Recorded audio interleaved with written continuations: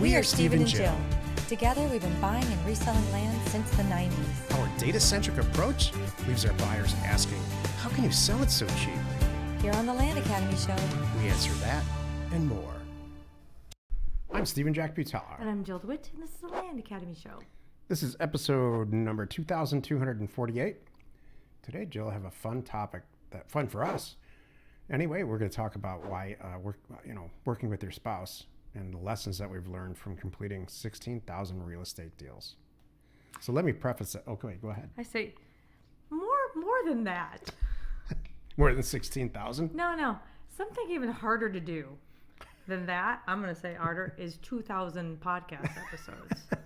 That is way harder. 200 podcast episodes is way harder than 16,000 real estate deals. Every once in a while, somebody sends me a note and says, listen, I've listened to all your shows. And I say to myself, so if you add that up. I don't think it's possible anymore. Yeah. They used to be in the beginning. 2,200 shows. Yeah, I don't think it's possible. Because it's 10 years. Oh, yeah, like I've listened to all your shows. I went into a hole for a year and a half. Mm-hmm. Go ahead. Each day on the show, well, before we get into that, working with your spouse is not easy. It takes a lot of rules, and it's just, look, the thing is, just make sure it's worth it. Make sure whatever you're doing and trying to accomplish, buying a bunch of land, making a bunch of money, retiring it together, that it's all going to be worth it. Because I got it's stuff tough. to say, because we covered this week in the ladies' call, so I can help with this topic in a minute. Each day on the show, we answer a question from our Land Academy member Discord forum, take a deep dive into land-related topics by popular request. This looks like a throwing me under the bus question. No, I would never do that on the show. I wouldn't do it on the show anyway. You're doing it right now. Okay. Here's my question to Joe. Let Jack read the question, and then you decide if he's throwing me under the bus here, because I think he is. I think this is an open-ended, objective question. Well, let me ask you the question then. All right. Jack, if you could do Land Academy all over again, what would you keep, delete, change, or improve on? From a content standpoint, there's not much I would change, because the concepts of this they're the same. The tools that you use to buy and sell real estate change all the time. And so I would have worked a little bit harder from the beginning on creating tools that keep up with the times. And we're making up for that. Our Jill own and I, tools, yeah. We're creating a software we call it a CRM, pizza tracker, around the office. We're about 40% of the way finishing an easy button type, walks you all through the steps of the process and allows you to click on, in most cases, click on a button to ask us, our staff, to complete the task for you. Will you price our mailer? Yes. Will you close the escrow deal? Yes. Will the same stuff that we do for ourselves, but in a very organized way. And that'll be released, at least we think we're going to release it late summer, early fall. Really, I think we're going to release it in late summer. We'll see. Mm-hmm. So I would change that. I would probably, one of my kind of mantras or my leadership directives since we started Land Academy was, we're not going to market that hard. If people want to find us, then they can find us. And so I would have changed that, because it's turned out to be a little bit harder on our staff and harder on Jill from a sales standpoint. Just if we were better internet marketers, which we're not to this day, it would have made it a lot easier. The reason we started Land Academy in the first place was to find people that we could be financial partners with, that were like-minded. Back in the day, it was real hard. If you went and tried to get any type of money from anyone and you said you buy and sell land, they just laughed straight in your face. Land Academy was really effective in utilizing the internet to find people that already were doing well in land and were throwing money at us. So for that initial reason that we started Land Academy, that was crazy, super successful, would not change that at all. My reason for starting Land Academy was because they begged us. That was the only reason for me. To stop the questions. No, yeah, just like, okay, what are you doing? And we can't answer one by one how we're doing this, because we were that open in sharing our model. So Learning that curve was is my only huge for thing. Land Academy. Yeah. You know, we could have just gone on. I don't know. I still go back and forth in my head. If we just would have bought and sold land the entire time, I don't know where we'd be. I have an idea. There'd be a lot less competition. Well, there'd be just a lot less everything, a lot Yeah. less working. True. We probably spend 80% of our time on Land Academy and 20% buying and selling real estate. So it would have been a little bit different. But the show's about Jill and I and spouses. And Alright. Today's the topic. Okay. We're moving into that. I would not change anything when it comes to working with you. Thank you. Same here. That's very sweet So of you. how's the bus thrown under the bus thing? Well, the question was a little bit like, I'm like, oh, if I do it all over again, what would I, whatever. If I wanted to throw you under the bus or throw myself under the bus, here's the question. Wait. Let's go back. I thought of something too. You go first. Go ahead. You know, if you could do it all over again with me, would you do it? That's, That's I don't know. How many people I don't are... have enough time for that one. No, I would. Of course I would. Me too. No, if I could do it like all over again, I would have replaced myself with a really good website designer faster. Yeah. I would have skipped eating for a week so I could afford somebody else to fix websites. I agree. That's something Back that I in the would have day, done. sure. Let's see if I could do it all over again. We would have got it online quicker. Remember we had DVDs back then? That Yeah. was a crack up. The whole program and how it all evolved, I wouldn't change. Our online community and how that all evolved, I wouldn't change. Look, It's really great. We have people with us like 10 years. The whole in the time. 90s, So great. there were two people, me being one of them, Yeah. really doing this on any workable level. And that guy, the other guy, never went into this business at all. And so everything that everyone teaches in every corner of the internet was some offshoot of Land Academy. And so my real disappointment is the willingness for people to just copy what we've done and then basically, plagiarize it, copy it, and then regurgitate it as their own. And that's really sad. That's been the single biggest disappointment in all of this. Hey, people do it all the time. Yeah. It's like you could create the greatest new whatever part in your sink, and someone's gonna copy it right out of wherever it's being made. Right. So that's just unfortunately that's Outside what of that, happens. here's the positive. Okay. Here's actually the truth of it all. It's been crazy rewarding to watch people. Yeah. You know, this happens probably once a week, maybe once every 2 weeks. I get a note or Jill get a note, maybe we both do, that says, I just want to thank you guys that you changed our lives. Yeah. We both got to quit our jobs. There's a long list of people that we got to, it makes you cry when you think about it. We got to raise our children. It's been 10 years be home now. with our kids. We raised our kids. We picked them up from school, and on and on and on. So I didn't expect that, and I never anticipated anything like that. So it's a huge reward. Exactly. Like Jill says once in a while, well, I'm sure we're going to heaven now. Yeah, that's for sure. Because we're helping some people to the Totally. point where we shouldn't be. Well, to wrap up the working with your spouse, like I did a whole talk on that just this week with the Land Academy Ladies Group, and what we talked about was working with your spouse has pros and cons. Obviously, one is trust. I don't have to. It's not like I'm bringing an unrelated third party as a business partner. The trust is there.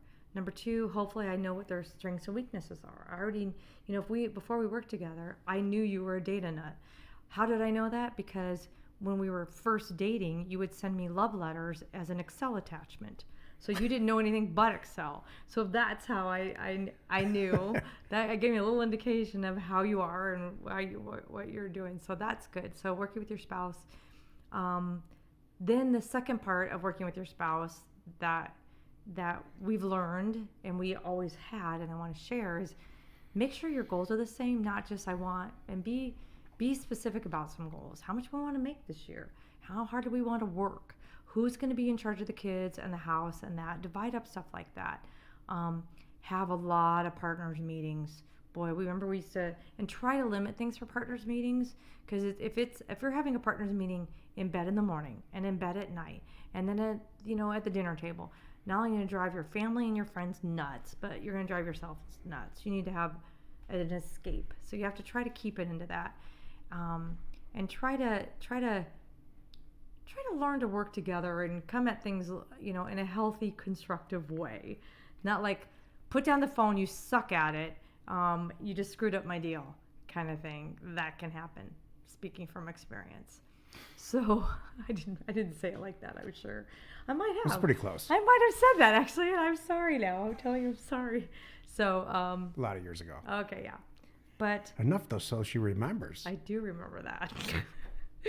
So, the dividing up the role responsibilities and stay out of each other's lanes.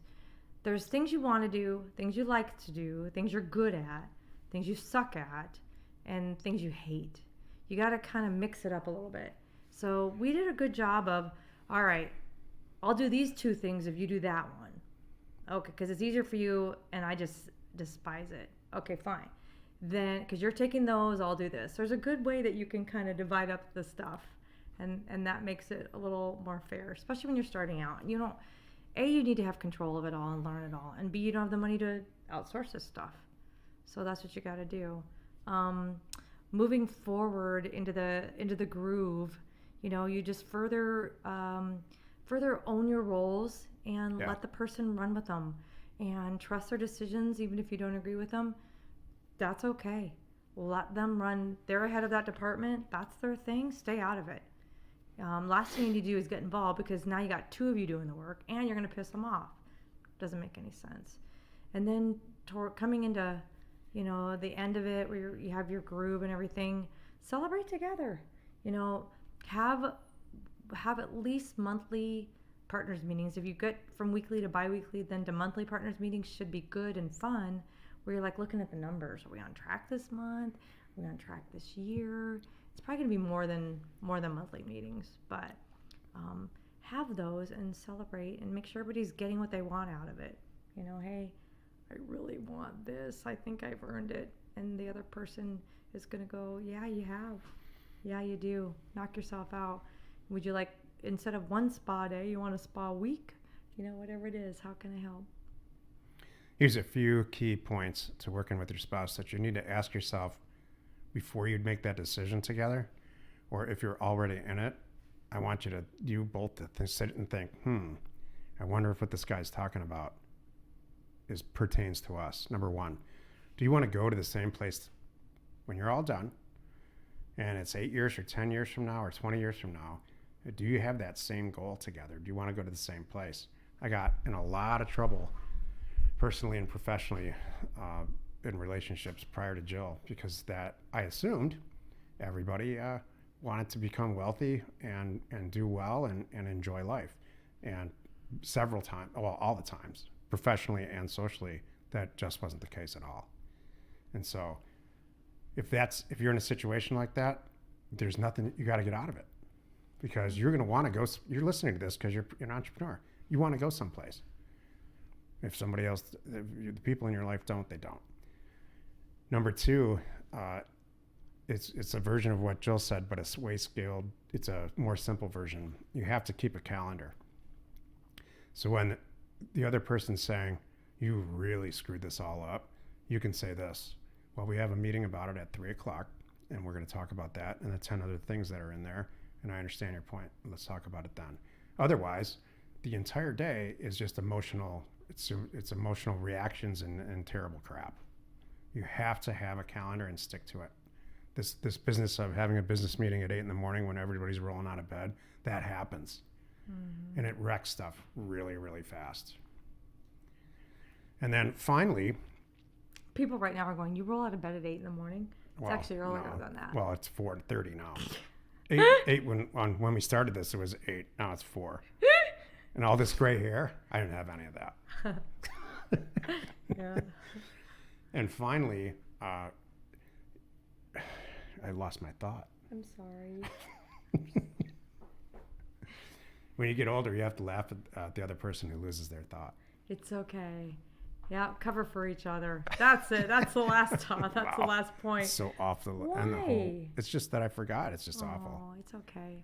this has been an awesome journey. And you know what? And it's interesting because, you have to go into this expecting it's going to be hard. And you expect there's going to be, it's one thing to have a roommate, figure out a roommate. And then you're like, okay, now we're like, what if you have, and then you have kids, and then you throw a business in there? Holy moly. This is probably the hardest thing that we've ever done, but also the most rewarding. I remembered. Separate everything. So there's no chance on this planet that I would get done with doing all the financial stuff that goes on and prep it all for the accountant to do our tax return. Jill doesn't question that.